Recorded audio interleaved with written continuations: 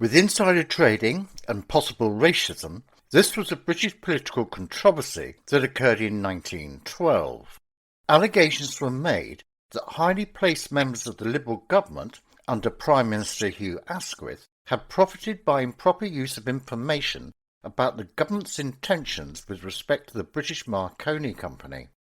It was known that the government was about to issue a lucrative contract to the company for what was called the Imperial Wireless Chain, and had bought shares in an American subsidiary. The characters in this scandal were certainly the high and mighty, as well as prominent figures of their time. They included the Chancellor of the Exchequer, Attorney General, and the Chief Whip of the Liberal Party.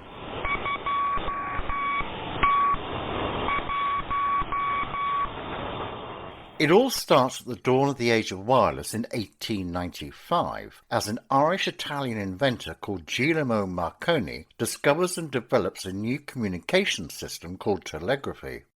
He tries to sell the idea to the Italian government, who, although curious, are not interested. He then decided to try his luck in Great Britain and was able to raise enough capital to form separate Marconi companies in both Britain, the United States, Canada, Argentina, Spain and Russia by 1912. But like many tech-based startups, it was full of wonders but no profits. After the initial optimism, its share price was in the doldrums.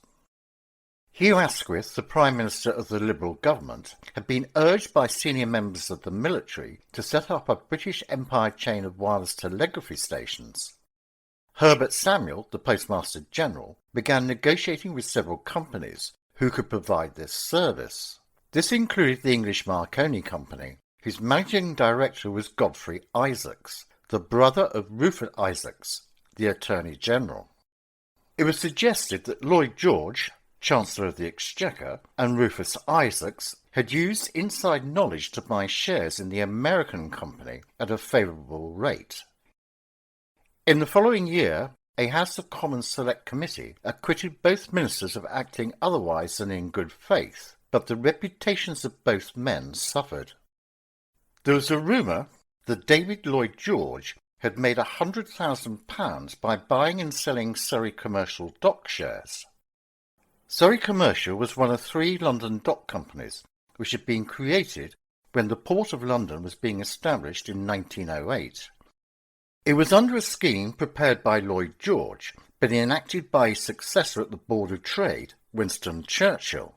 At the time, Lloyd George was Chancellor of the Exchequer. United Wireless, one of Marconi's rivals in America, went unexpectedly bankrupt, and as a result some of its directors went to prison. Godfrey Isaacs was told to go to the USA and try to buy up the assets of United Wireless. The trip was a success, and on his return to London he was recompensed with 100,000 shares in Marconi America. Godfrey Isaacs was on the board of the Marconi Wireless Telegraph Company of America that controlled the company operating in London.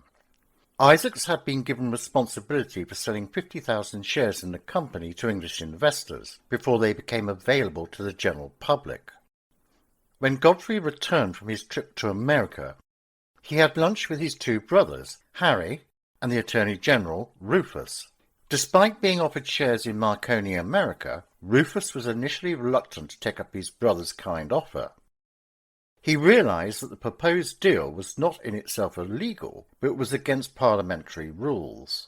He advised his brother, Rufus Isaac, to buy 10,000 of these shares at £2 apiece, but as we all know, greed has a strange effect on one's behaviour.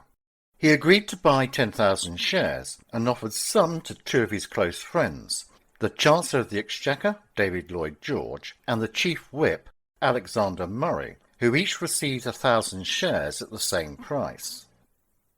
Bear in mind that the unofficial price of Marconi American shares was £2.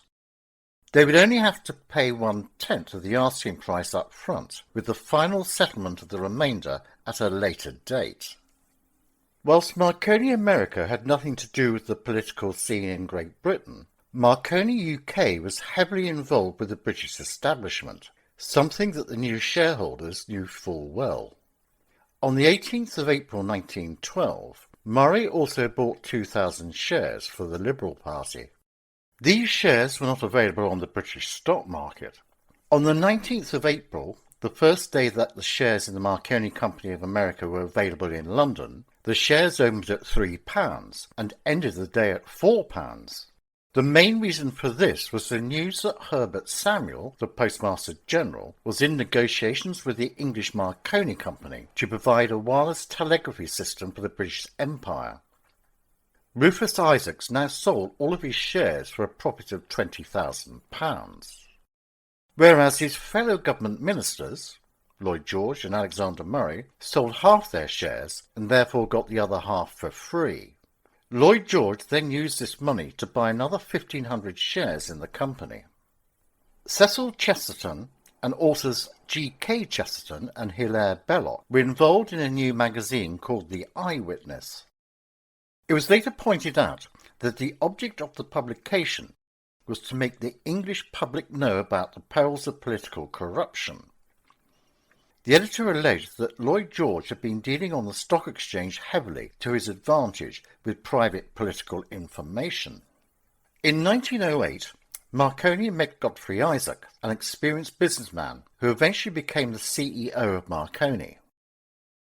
He was the brother of the then current Attorney General Sir Rufus Isaacs, a highly successful barrister.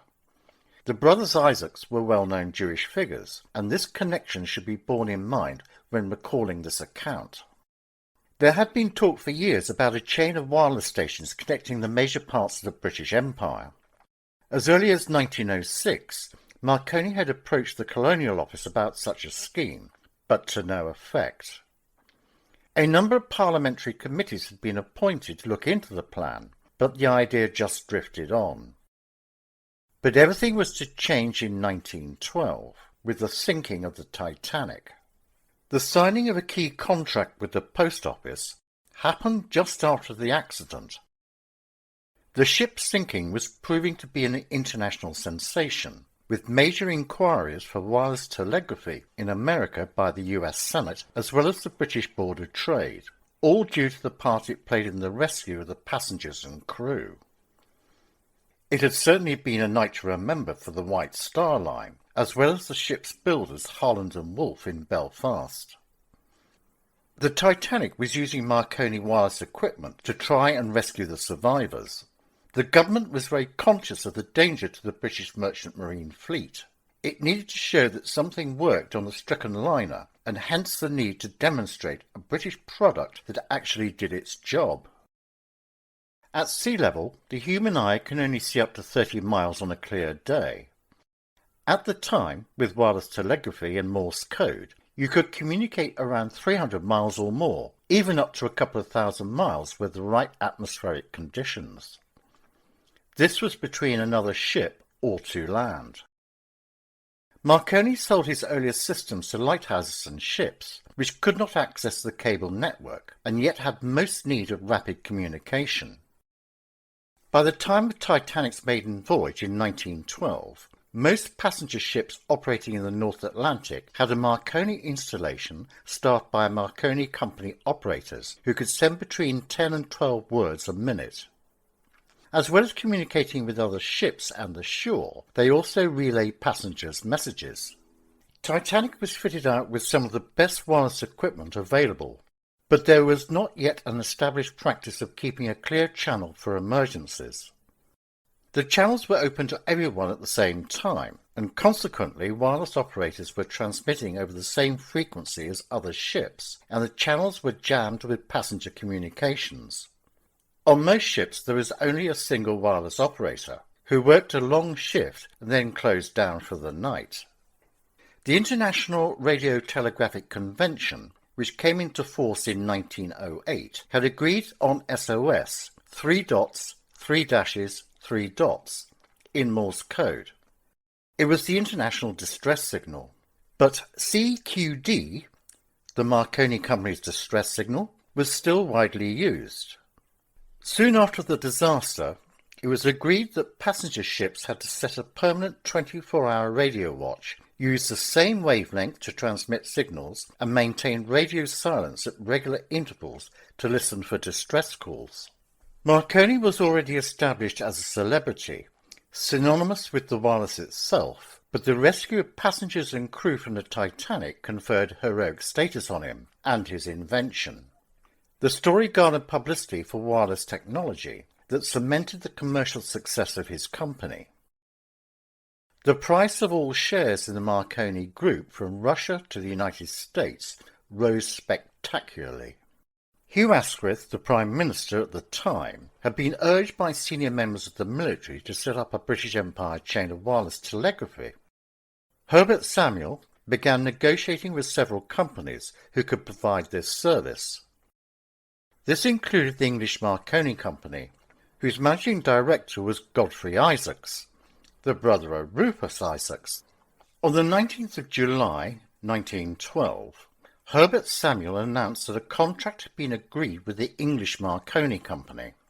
Whereas the rest of the mainstream media ignored the story, over the next few weeks the Eyewitness magazine produced a series of articles on the subject. It suggested that Rufus Isaacs made £160,000 out of the deal. It was also claimed that David Lloyd George, Godfrey Isaacs, Alexander Murray and Herbert Samuel had profited by buying shares based on knowledge of the government's contract. The defenders of the three men accused the magazine of anti-Semitism, pointing out that three of the men named were Jewish. It was a gift to them that the Attorney General and his brother had the name of Isaacs, and the added bonus that the Postmaster General, who had negotiated the contract, was called Samuel. Asquith called a meeting with the accused men and discussed the possibility of legal action against the magazine, but advised eventually against this as it could stir up unwanted publicity. Alexander Murray resigned from the House of Commons on the 7th of August 1912. Later that week he was raised to the peerage as Baron Murray of Elibank. Officially, he left Parliament because he needed to rehabilitate his estates, which his father had made over to him. Soon afterwards, the Liberal industrialist Wheatman Pearson sent him on a business trip to Bogota in Colombia. A debate on the Marconi contract took place on the 11th of October 1912. Herbert Samuel explained that Marconi was the company best qualified to do the job, and several Conservative MPs made speeches where they agreed with the government over this issue. The only dissenting voice was George Lansbury, the Labour MP, who argued that there had been scandalous gambling in Marconi's shares. Normally, government contracts are put out to tender, but in the case of the supply of a wireless chain to the British Empire, there was only one bidder. The Post Office experts declared that only the Marconi UK system was capable of transmitting such messages over long distances reliably. As you can imagine, this annoyed Marconi's competitors.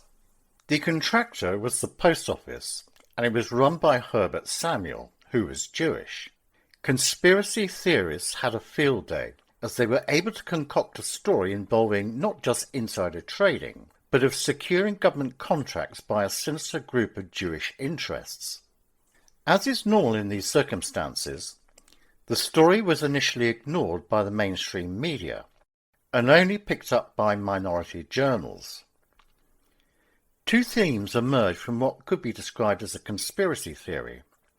The first was that Godfrey Isaacs had influenced his brother, Rufus, to sway the government to offer the wireless chain to Marconi.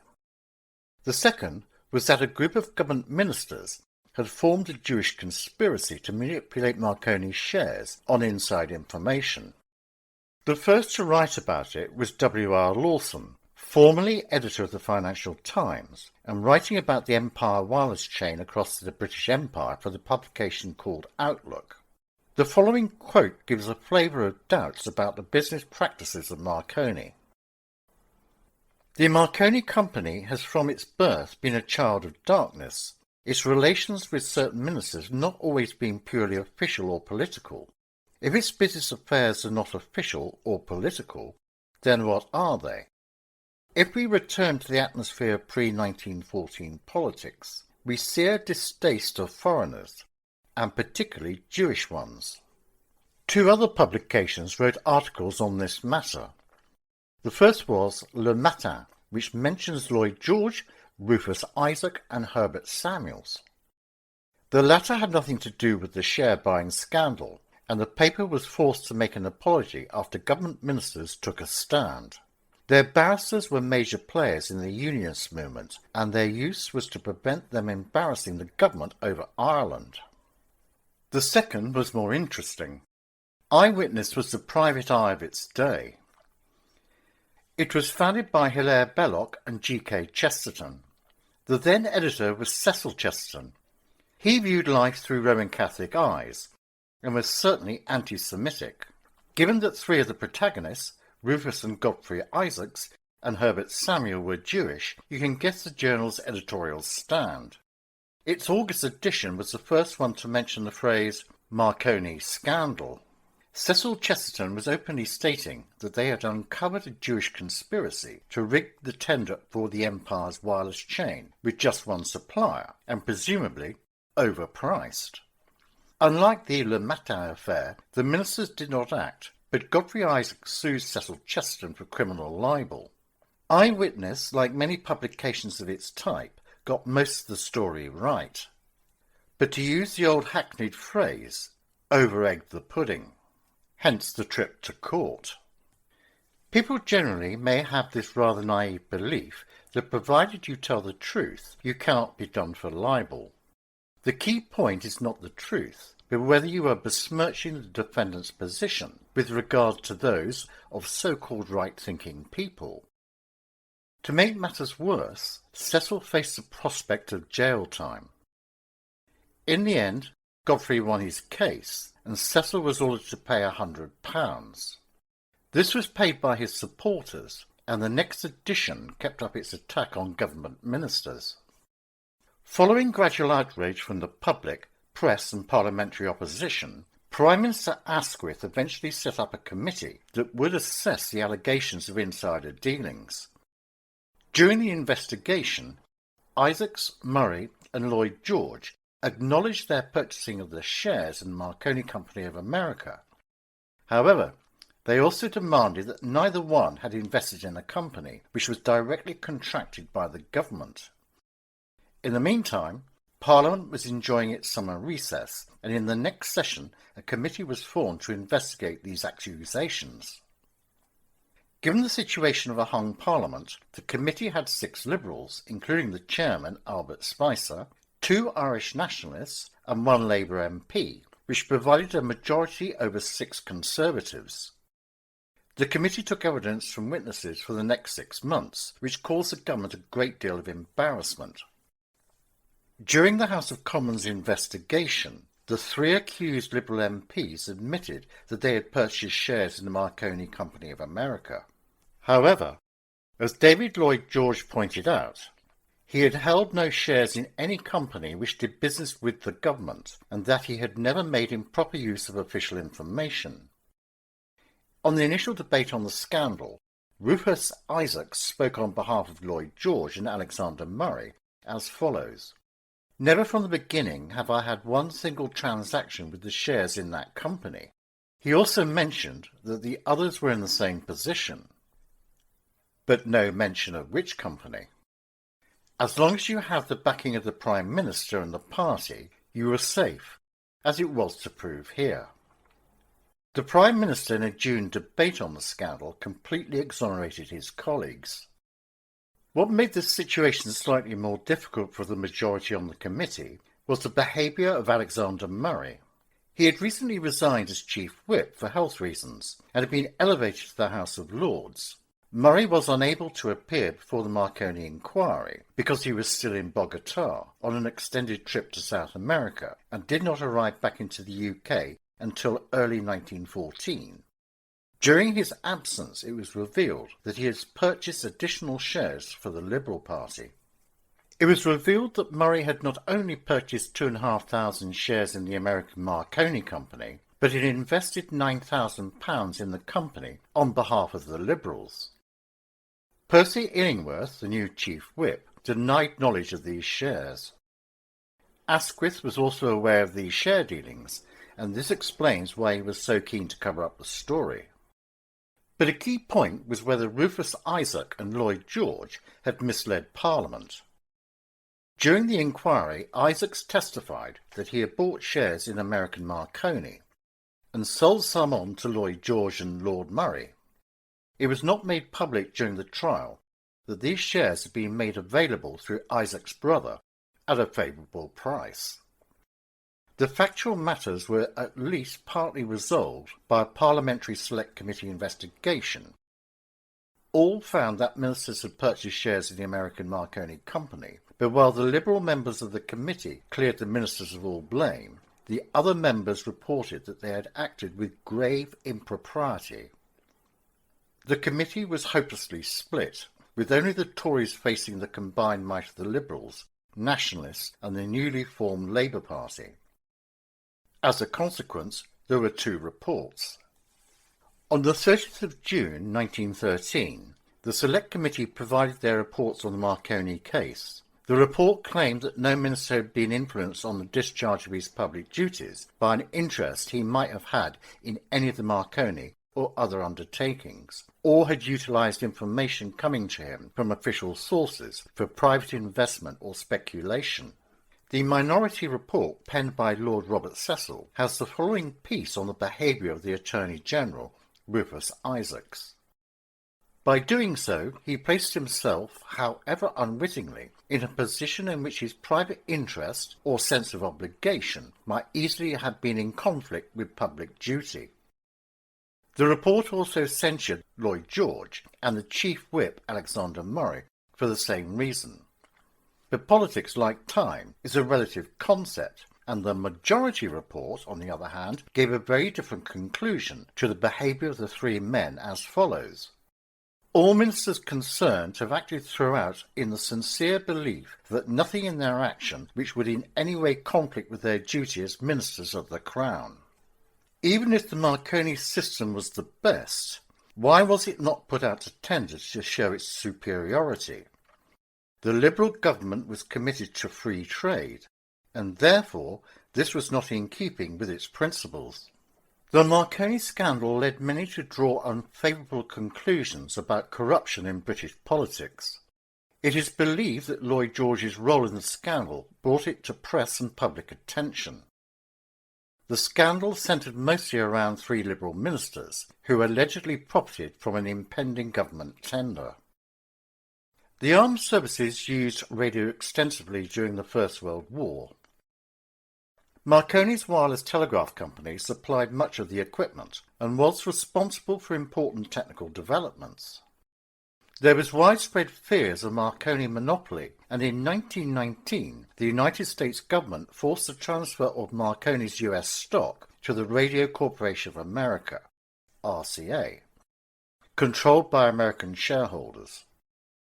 Marconi was also excluded from British government discussions of a revived imperial chain scheme in 1921. Take a moment to subscribe to our channel to keep up to date with future episodes and make any comments you may have or suggestions for future Vintage Scandals episodes.